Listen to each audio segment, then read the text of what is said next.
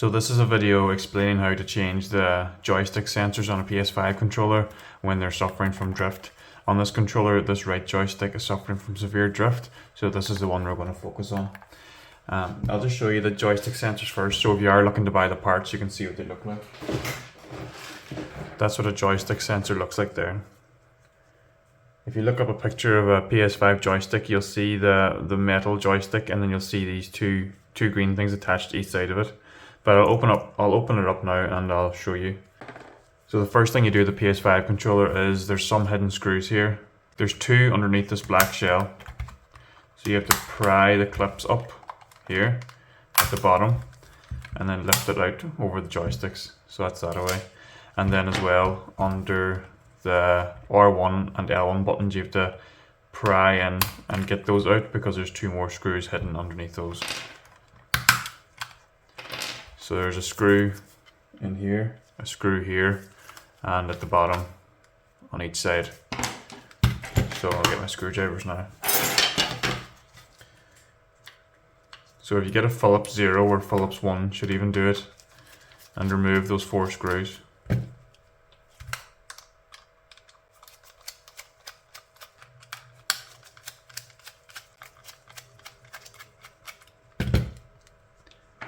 Now we're going to need to pry this shell apart from the front to the back. You'll see there's 2 wee clips here, but I'm going to start at the side here and pry this open first, like that. Now that that's open, I'll try and get it open again. Now that that's open, then I open that wee clip at the bottom, pull it a bit more, open the clip on the other side, and you can work your way around to the other side. And now the tricky part is trying to get it out here because it's all joined here, so you have to try and lift it back and lift it up so you don't get these caught and don't end up breaking them, which can happen quite easily. So now we're inside the controller. First thing I do is remove the battery, and you'll want to remove these wee ribbon cables too, because if you're not careful you'll take parts out and you'll end up tearing those. So get your tweezers and just lift that up out of the connector. There's 2 wee wings on the side of it. You can stick your tweezers in and you can catch that and lift it up. And the same with this other microphone here at the front. Just lift that out as well. Now that those are removed, you can take that out. If it sits in there, you can leave it in there, but if it falls out, just put it to the side. Now the next thing you'll do is remove another Phillips screw here, and then you'll lift out the battery holder.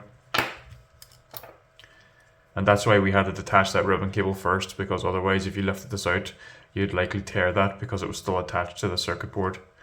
So now that's out. The next thing you'll do is remove the ribbon cables for the triggers on the side. So just be careful with those because they're very fragile. Take those out. Remove this ribbon cable up here. That's for the touchpad. It's a bit trickier to grab because there's no wings in that, so you can just put your tweezers on one side and then the other side and kind of work it out like that. There you go, so that's that detached. Probably the easiest way to do this, sometimes I don't bother, but the easiest way to do this is just to desolder these wires for the motors down here. Then that will let us work at this board freely and we won't be attached to the rest of this controller. So I'll just do that now. I'll just desolder those. I'm just adding a bit of fresh solder to help desolder them, and because I always add fresh solder to them even when I'm putting them back on, just to help them stay on better, because leaded solder is always better than unleaded solder. So now that's a bit of solder added, I'll just take them off one at a time. And then the black one as well. And then I'll do the same to the other side. Be careful with your soldering iron that you don't accidentally touch these ribbon cables and melt them, because as I say, they're very fragile.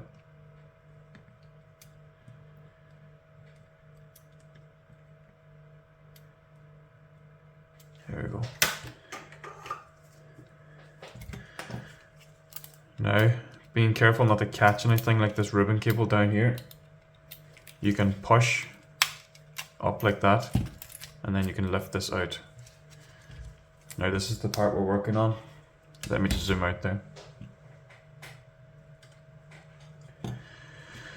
So we remove the two joystick caps, and this is the speaker here. You can take that, if it's attached to the board for you, you can take that out and put it back in. Make sure you're putting it back in the right orientation, because there's two metal tabs there, two metal springs that are touching these metal contacts on the board. So when you're putting it back in the controller, don't just put it in any other way. Make sure you're putting it in, the right way. So turn the board around and see what way these metal tabs should be. So that's the right way for me there.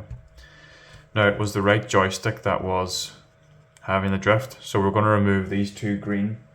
Let me zoom in again here. So we're going to remove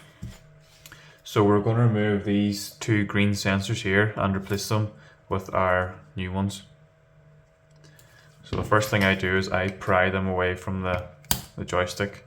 Some people replace the whole joystick, but that seems like very good condition, and it doesn't need to be replaced as far as I'm concerned. I'll just replace the sensors. If you notice there was some like sticking or some issues with the joystick itself, you could just replace the whole thing, but that's not necessary today. Now there's a couple of ways to do this. You can use a desolder pump and just desolder the pins here of those sensors and then pull them out. What I like to do is I like to melt the solder in all of them. What I like to do is I'll add leaded solder to them all, and then I'll melt all 3 points and pull the sensors out that way. But there's a few different ways. You'll find your own way, but I'll just show you the way I do it now. So I'll add leaded solder to all 3 of these. Now while they're all melted, I'll pull that I'll pull that sensor out, sorry, just like that. And then I'll do the same to the other side.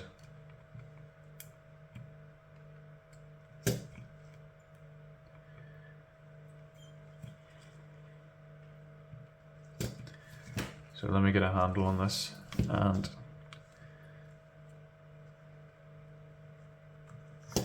now that's the 2 affected sensors out. So we need to get rid of the solder now in these holes. Now again, there's a few ways to do this too. What I use is an electric desoldering pump, but if you're just learning to do this, a good chance you won't have that. So I'll just do a few of these holes using solder wick first. What I do is I'll add flux to the 3 holes to help the solder melt properly and clear the holes. So that's flux on there. And then we'll use desoldering wick. It'll soak up the solder from those holes. So I just put it over it and I heat it all up and let the solder get soaked up there into the braid.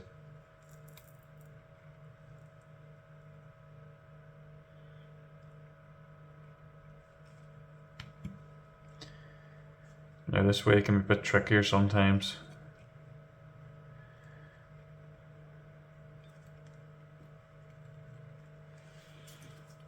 Now I've cleared 2 of those holes, I just need to clear the 3rd one. If you can see that, the 2 on the left are cleared. So I'll go again on the one on the right.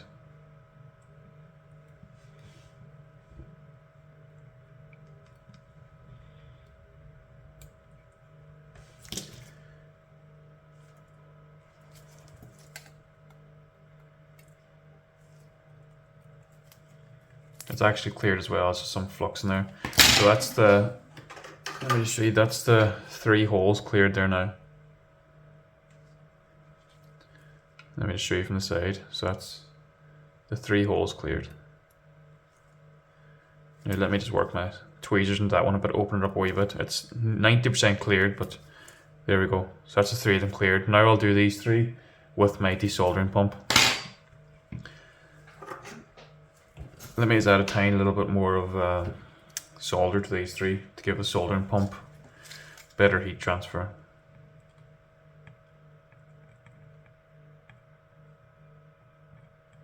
You can add flux to these ones as well, but I don't feel that's necessary with the pump. Now, let me zoom out here and show you. Now what this desoldering pump does is the tip is heated like a soldering iron, so it'll melt the solder, and then it's got an electric pump here. You press this button, it'll suck the solder up.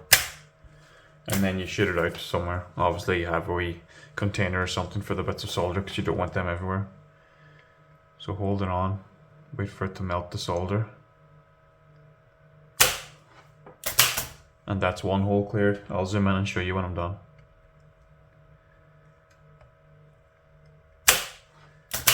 Two.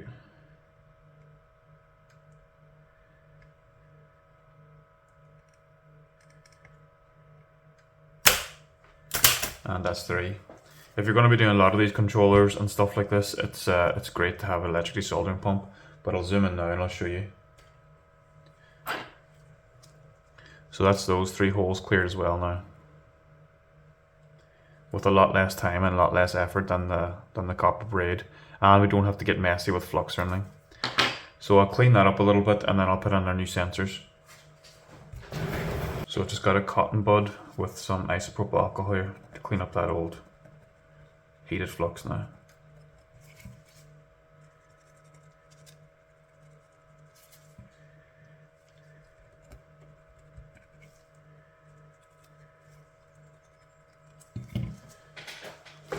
Right, time for the new sensors. When you're putting these on, make sure the notch is running up and down the way. Like when you have a joystick, it's sitting center or just sitting naturally, the notch is running up and down, so you want to align the sensor for it because this white part here can turn. And if you try and put that on when it's tilted to the side onto this, you'll damage the joystick or this itself because they're not lined up properly. So make sure that's straight. You'll see the white part, it's mostly circular, but there's a wee flat end. Make sure the flat end is pointed up. Now just feed that into the holes here and push it down as far as it can go. Now if it's lined up properly, you should be able to just click that in like that. It should sit in pretty easily, and then you'll see that the white thing turns with the joystick. And we'll do the same for the other side. And push it in. Yeah, that's all there is to it. That's it connected now. All we have to do is solder it, and this should be good to go for testing and recalibration. So I'll just solder that now. Again, I don't think flux is necessary for this, but it just depends on your tools and the way you work. I personally don't use it. I don't like getting things unnecessarily messy with flux, but you do what feels right to you. If you feel like your soldering is not good enough to get these joints nice and clean without flux, then just use flux, it's totally fine. Just try not to get it inside the sensors because they can mess up the readings. The flux can mess up the readings.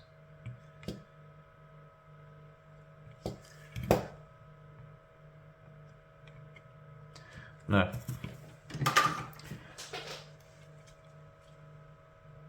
I'm happy enough with that now. Time to put it back together and test it. So joystick's on first. Again, the speaker goes in there, so I'll try and push this away. You don't want to get wires or cables caught up in here, so just make sure nothing's stuck underneath the board. Like even this wee cable here is a habit of going under, and then these cables need to come out, the speaker cables, the flex cable for the joysticks. Right, that's everything there now.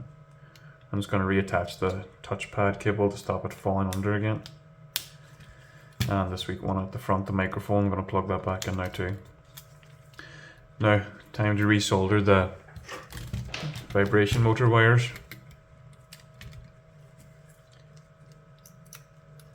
As far as I'm aware, it shouldn't really matter at what orientation you solder these wires because it's a motor.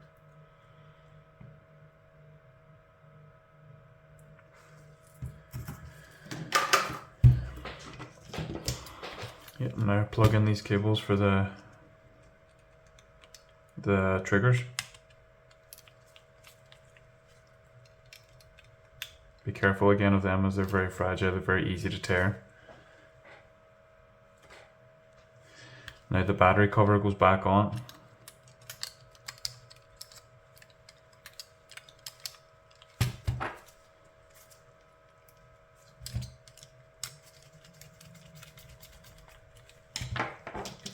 This wee cable, which looks like another microphone, goes back on as well.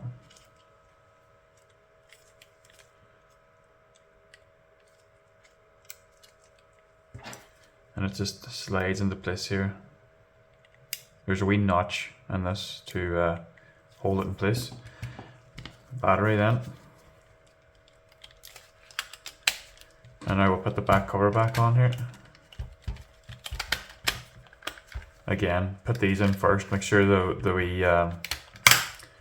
wee bits go in first, and then the rest of it just clicks into place. Now you can, at this point you can test it. I'm very confident that these are working fine, and I'll recalibrate them, but just something I want to show you before I forget actually. The two sensors we took out, these all look the same for your Xbox, your PlayStation 4s, your PlayStation 5s, these all look the same, but these actually come in different resistances. And that's how the controller measures the joystick movement, by the resistance of it. When that wee white part has a spring on it, moves left and right along a carbon track, it changes the resistance. But if you measure the outside pins, measure the resistance of the outside pins, it's around 2 kilo ohms. Now when you buy these sensors and they're advertised for PS4 or PS5, I'll just show you, actually I have ones here. Now this is a sensor, it's obviously missing the spring, but that won't affect the reading. This one is sold for a PS4 or an Xbox One. Now if you check the resistance on that, hopefully you can see it, it's 9.92 kilo ohms, basically 10 kilo ohms. Now that's a big difference. For the PS4s and the PS5 controllers now, it doesn't matter too much because there's an online tool you can use to recalibrate the sensors. But if you're changing this for an Xbox One controller, keep using the same resistance. Try and find these potentiometers with 9 or 10 ohms. If you put one of these PS5 ones in with a 2 kilo ohm resistance, the Xbox One controller won't read it right, and the controller won't work properly. As I say, for the PS4 and PS5 controllers, it's not too big a deal now because you can recalibrate them. You can recalibrate the Xbox One controllers on the Xbox itself, but that's too big a resistance for the Microsoft software to recalibrate it properly. It sends the readings all over the place. So it's something to keep in mind too. I keep here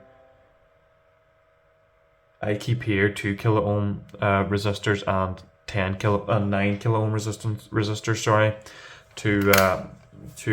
so if I'm changing an Xbox or PS4 controller, I'll use the 9 kilo ohm. If I'm changing a PS5 controller sensor, I'll use the 2 kilo ohm. It's just something to keep in mind. If you change the sensors and the readings still seem to be very off, just make sure you're using the right resistance.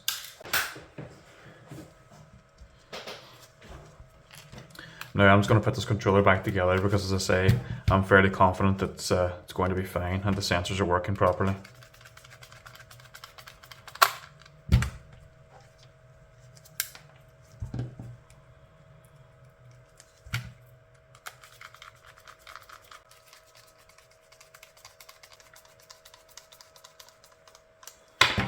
So I'll put the L1 and R1 bumpers back in.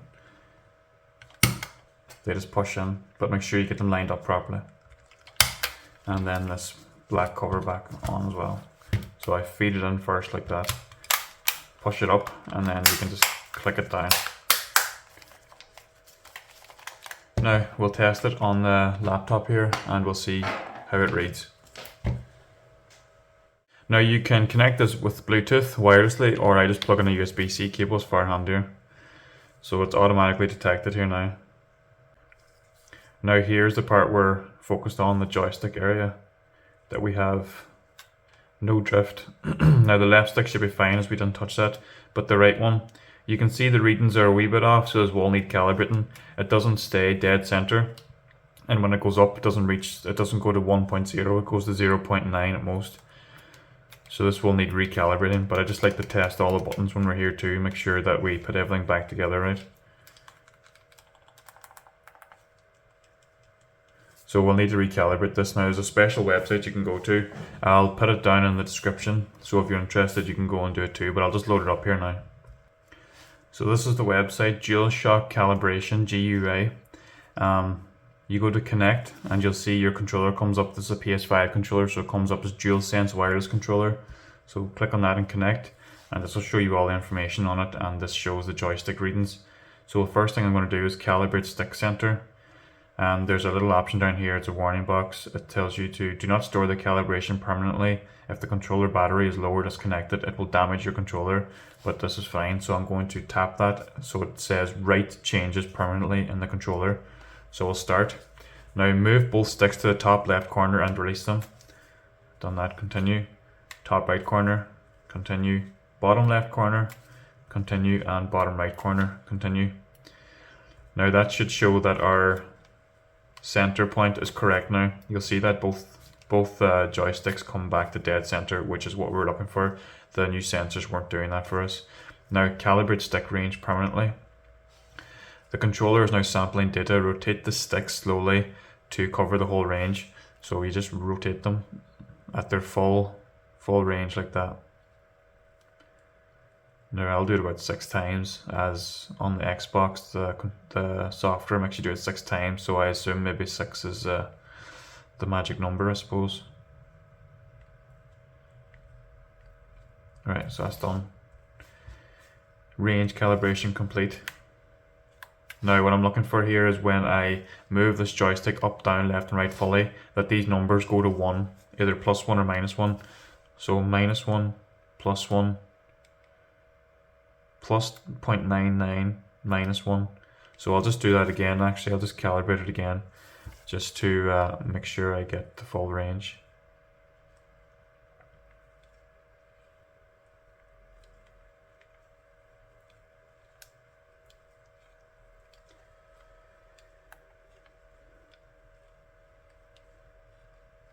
Right, done. We'll see again now. 1, 1, 1, and 1. Yeah, we're getting the full range now. So we'll just test this a wee bit, make sure that I'll go back to the gamepad tester software and make sure that everything looks good. Yeah, test circularity now to see how it looks. Yeah, it's covering the whole range there. And 7.8% average error is great, actually, it's fine. So that's that controller fixed now. That's how you change the sensors and then recalibrate it for a PS4 and PS5 controller. As I say, the resistance of the sensors shouldn't matter too much now in these controllers, but just try and keep it as good as possible anyway, because it's just always better to have it as close to the original as possible. So I'm going to end the video there now. Hopefully that will help somebody who's looking to change the sensors on their joysticks. And if you have any questions or comments, just drop them down below or send me a DM and I'll try and get back in touch and help where I can. Cheers.